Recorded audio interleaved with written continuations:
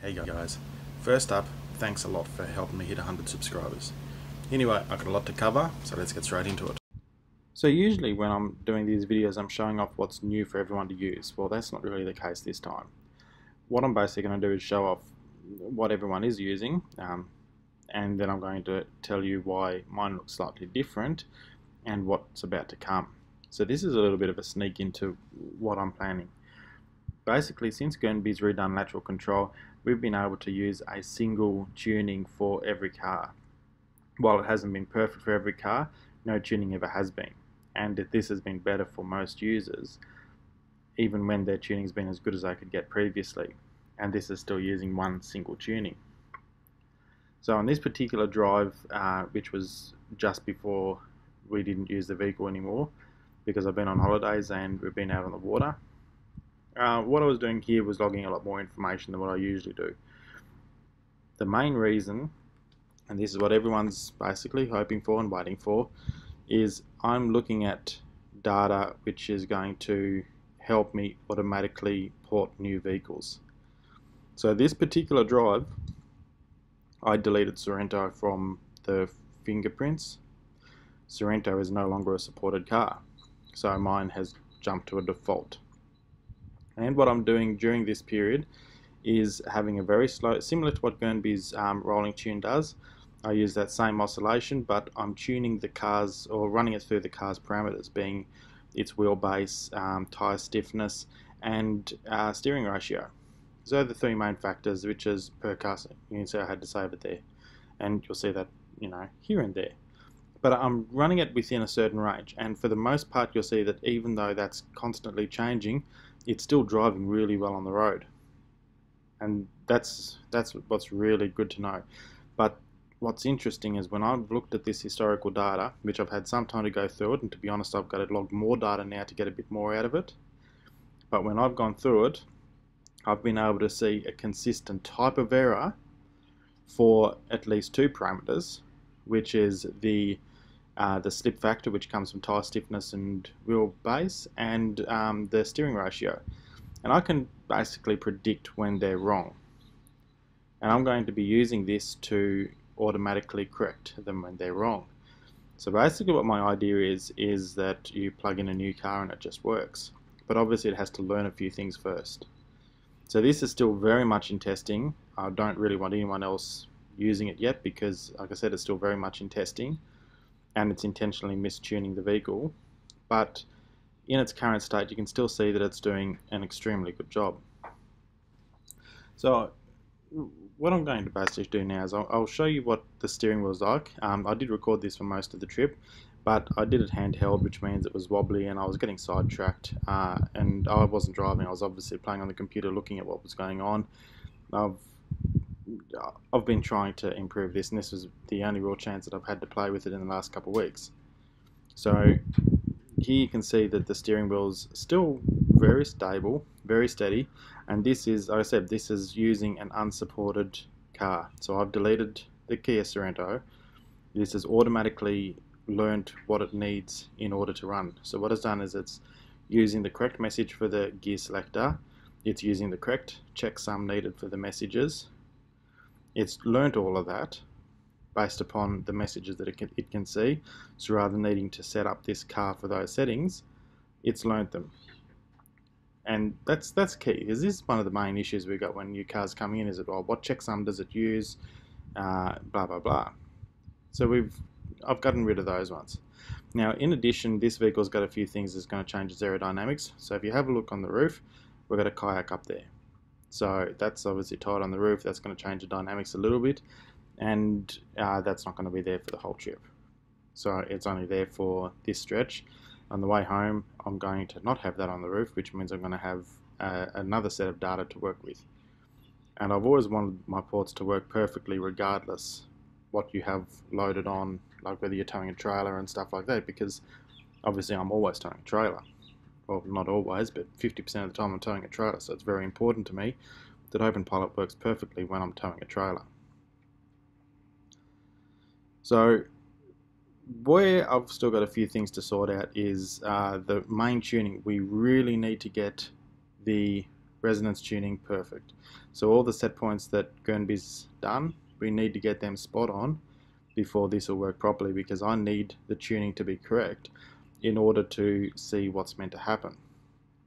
So basically, I'm looking at really dumbing down the way that it detects slip, because looking at what I gathered on this data, I should be able to turn a lot of set points into one single set point, and a very complex formulas into a rather simple formula.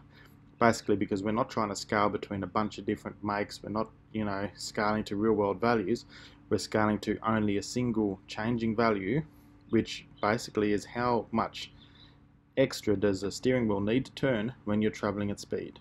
And that's all that we're really looking at when you look at your tyre stiffness, your slip factor, because at lower speeds the slip factor is less, be it through flex of the sidewall, slipping on the the surface that it's driving on. All of these factors, they really come down to one thing, and that is how much extra do you need to turn the wheel. If you have that wrong, it turns the wheel too far, vision sees the correction, then it has to counter back the other way, it counters back again not quite enough to what it thinks it's going to need to be, because again the slip factor is wrong, then it has to overcorrect. Now if you have the tyre stiffness too far the other direction, that means it fails to get there, the error builds up and it steers and steers and steers, and then all of a sudden, once you've gotten into the corner and you're hitting the apex, it's got to start counter steering again, because it's so basically they're the signs, and that's obviously something that I can look for in code. So what we can do is, or at least what I'm hoping for, is that we can drive let Autopilot automatically drive around a bend, and a reasonable bend. I want this to be, like a 10-degree corner. Just drive around it at say 30 or 40 k's, and then you drive around that corner again at 100 k's. I have basically enough data from just that one corner that I should be able to figure out what my new, and I haven't decided what it's going to be and exactly how this is going to work, but I believe I'm going to have enough data from that to sort out what our tyre stiffness and wheelbase is going to need to be. We obviously still have more to sort out, which is mainly the steering ratio. The steering ratio needs to be correct before we do that.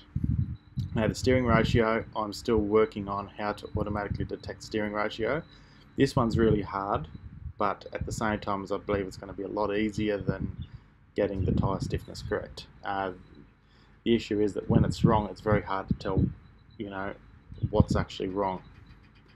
And again, that's why I've been working on the tuning. So I've got what's on community. Everyone needs to work together, help make that the best tune possible, because when we get that tune perfect, then I'm going to be able to deliver this to everyone, and you're not going to have to worry about porting a new vehicle. You're going to plug it in, and that's it. You're just going to plug it in. That's my end goal. Obviously, there's still going to be exceptions. Like at the moment, there's one user, you're going to know who you are, one user on Discord who can't engage when he turns on cruise control. We've never seen that before. This is the first time, so obviously there's some message that's changed. His cruise control message isn't the same as ours, so it's just silently not working. I'm going to be able to know by looking at the CAN bus messages, I'm going to be able to see that that one's different. Therefore, I'm going to be able to put a rule in to say, oh, when this is the case, then we need to do this rather than that. And that's what I'm doing with the checksums. What I do is I look at the message coming in, I match the checksum to what, basically I test 3 different checksums, whichever one's correct is the checksum we'll use when we're writing messages. Therefore, we don't need to set it. It's learnt. And then we see the same thing when we're looking at the drive. If we can't see it on the cluster, if we can't see it on the gearbox, then there's still another message that we can look at to see what gear we're in. So what we're basically doing is looking at all of those messages and making sure that it's going to be correct. There's a few things that I obviously can't do, which is mainly the vehicles that don't have stop and go. I don't know.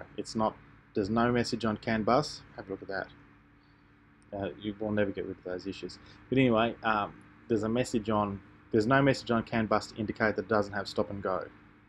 So you're always going to have to jump in there and make a little tweak. And basically that is, you're just going to turn on a option which I'm calling soft disable. So I'm using a different type of disable to what Comma are. Now, the video is going to keep going, but we got pulled over by the cops here, so you're not going to get to watch much. So that at this stage is obviously a change that you will have to tweak, and all of the parameters that we're going through, they're not parameters that you need to worry about changing every time we pull. So what I'm going to be doing is we're going to be writing to a new parameters file outside of Openpilot. So basically it's going to be in the params folder or somewhere like that. We're going to be writing a new parameters file, and that's going to have the learnt, everything that's not learnt every single time. So the learning of the steering ratio over time, the learning of the weight over time, blah blah blah, all of those things, they're going to be stored in a parameters file rather than somewhere else.